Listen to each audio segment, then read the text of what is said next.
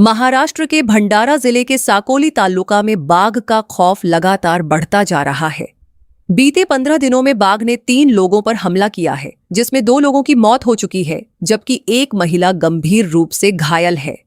इस घटना के बाद पूरे इलाके में डर का माहौल है और ग्रामीणों ने वन विभाग से तुरंत कार्रवाई की मांग की है। साकोली तालुका के नवेगांव नागझिरा टाइगर रिजर्व से लगे गांवों में जंगली जानवरों का खतरा हमेशा बना रहता है। 19 मार्च को बाम्पेवाड़ा गांव के वसंत मेश्राम मोहफूल इकट्ठा करने खेत गए थे, तभी बाघ ने उन पर हमला कर उनकी जान ले ली।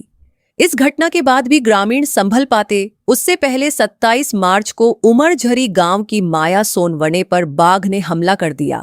गंभीर हालत में उन्हें अस्पताल ले जाया गया, जहां इलाज के दौरान उनकी मौत हो गई। इसके बाद आमगांव में छाया मुंगमोड़े नाम की महिला पर भी बाघ ने हमला किया, जो अभी भी अस्पताल में जिंदगी के लिए संघर्ष कर रही हैं।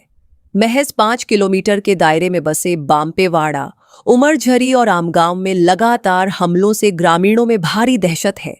हालात ऐसे हैं कि पिछले 15 दिनों से किसान खेतों में नहीं जा रहे हैं और बच्चों को भी स्कूल भेजना बंद कर दिया गया है। 15 दिवस झाले वाघाचा धुमाकूळ सुरू आहे।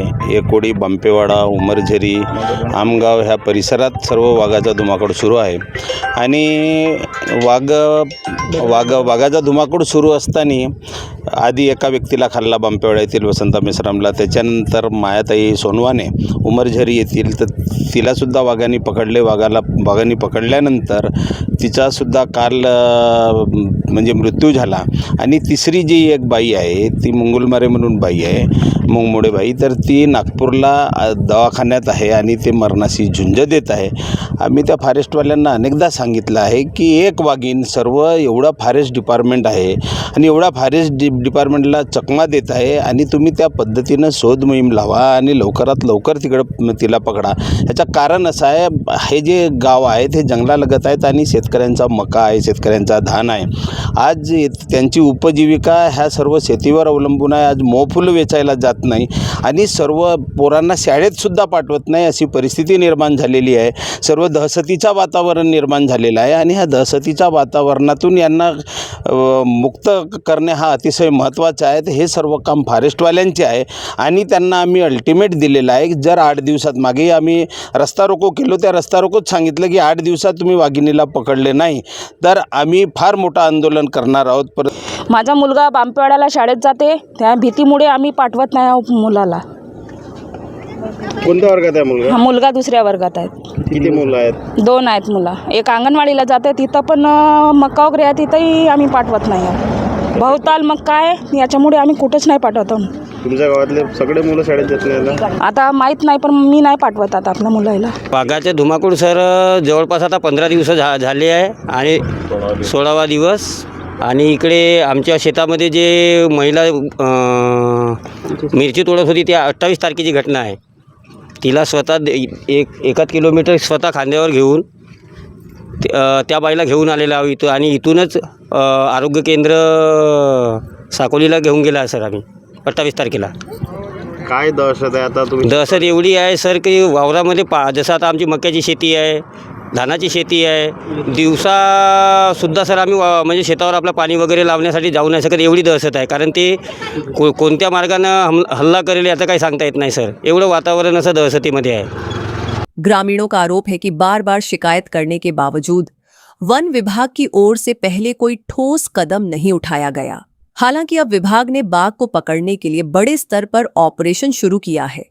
46 कैमरा ट्रैप, 4 ड्रोन और करीब 180 कर्मचारियों को तैनात किया गया है। इसके अलावा शूटर भी मौके पर मौजूद हैं, जो बाघ को बेहोश कर पकड़ने की कोशिश कर रहे हैं। लेकिन घना जंगल और बाघ का लगातार जगह बदलना वन विभाग के लिए चुनौती बना हुआ है। आता सध्या आमच्याकडे भंडारा वन विभागाची एक टीम आहे, rapid response team, Gondia one विभागाची एक आहे, नवेगाव नागझिराची आहे। असं 3-4 टीम मिळून आम्ही हे 4-5 दिवसापासून शोध अभियान सुरू केलेलं आहे आणि त्याच्यात कमीत कमी 180च्या जवळपास स्टाफ आहे आणि ट्रँक्युलायझेशन गन आहे। आम्ही बेड बनवले आहे जंगलामध्ये, त्याचे फूटप्रिंट वगैरे आपल्याला भेटले, त्याची लोकेशन आपल्याला करता येते। तसं आणि 17-18 टीम डेप्यूट केलेली आहे. वाघीण कुठेही दिसली तो ते आम्हाला कॉन्टॅक्ट करतील आणि आम्ही त्याला ट्रँक्युलाइज गनने त्याला डाट मारून बेशुद्ध करणार आहे. काय नागरिकांना आवाहन करण्यात आलेलं आहे? एकंदरीतच 15 दिवसांचा वाघीण या परिसरात फिरत आहे. नाही, त्यांना आव्हान असं केलं की आम्ही जनजागृती करून राहिलो की तुम्ही शेतात एकटे दुकटे जाऊ नका. कमीत कमी समूहाने 8-10 किंवा 5-6चे समूहाने जा आणि शक्यता टाळा. एकदमच जेवढचं काम आलं तेव्हाच तुम्ही जायचा आणि गावातही फिरता तो एकटे दुकटे फिरू नका असं सांगितलं. आम्ही त्याला जनजागृती आम्ही करत आहे. साकोली में बाघ के बढ़ते हमलों ने ग्रामीणों की जिंदगी को पूरी तरह प्रभावित कर दिया है. अगर जल्द ही इस नरभक्षी बाघ को पकड़ा नहीं गया तो स्थिति और भी भयावह हो सकती है.